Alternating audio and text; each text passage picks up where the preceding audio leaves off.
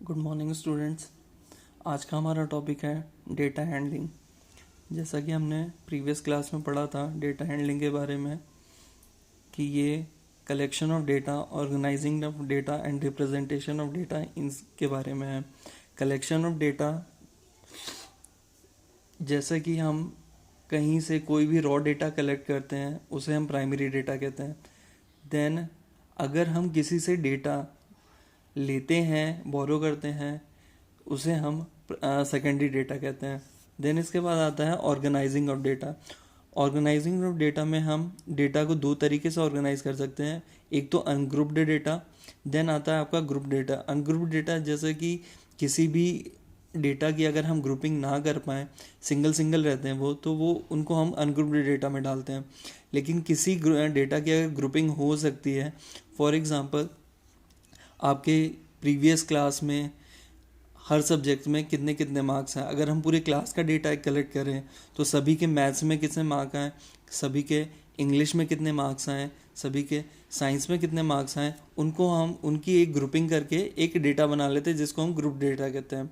And so on, ऐसे भी कई सारे एग्जांपल हो सकते हैं।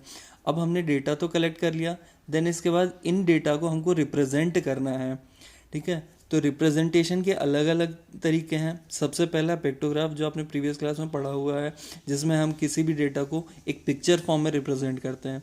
देन इसके बाद आता है bar graph. Simple bar graph आपने देखा ही होगा कि हम किसी भी डेटा को नॉर्मली एक बार ग्राफ में रिप्रेजेंट करते हैं उसकी वैल्यू के साथ।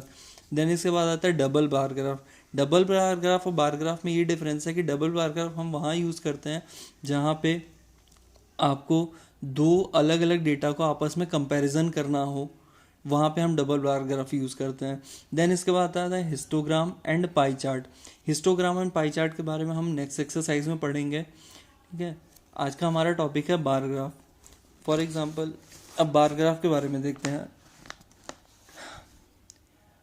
A display of information using bar graph of uniform width, their height and being proportional to their respective value। जैसा कि आप इस बार ग्राफ में देख रहे हैं कि जितने भी रेक्टेंगल्स हैं सारे इक्वल विड्थ के हैं, इनकी हाइट अलग अलग भी हो सकती है, किसी के बराबर भी हो सकती है। इस ग्राफ को अगर हम कंसिडर करें तो देखिए यहाँ पे इस ग्राफ में क्या दिया गया है, number of student in class 8 है इन डिफरेंट ईयर्स। यहाँ पे आपको एकेडमिक ईयर दिख रहा है 2003 से लेके 2004 टू 2005 एंड सो ऑन। अलग अलग ईयर में क्लास 8 में कितने कितने स्टूडेंट हुए। जैसा कि यहाँ 2003 से 4 में वाले सेशन में अगर आप स्टूडेंट देखो तो क्लास 8 में 100 स्टूडेंट थे। अब इसी बार ग्राफ के बेस पे आपको डिफरेंट क्वेश्चन पूछे जा सकते हैं।